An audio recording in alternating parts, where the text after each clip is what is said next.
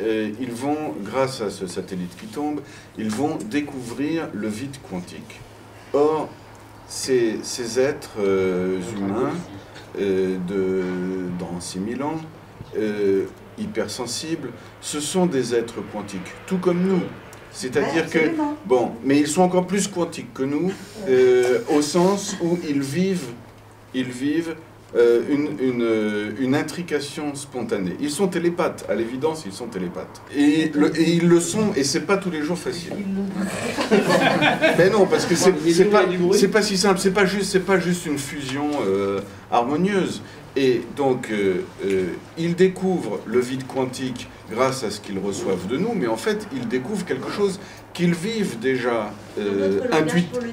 dans un langage totalement différent.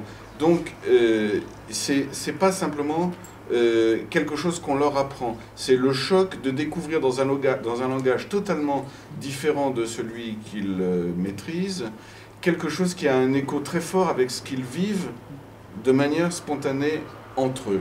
Bon, ce sont des hommes et des femmes, il y a des histoires d'amour, et ces histoires d'amour sont problématiques, parce que quand on est intriqué quantiquement, d'accord, bon, ben, il y a la question, bien sûr, du lien, la question de la séparation, et on ne peut pas séparer la question du lien et de la séparation.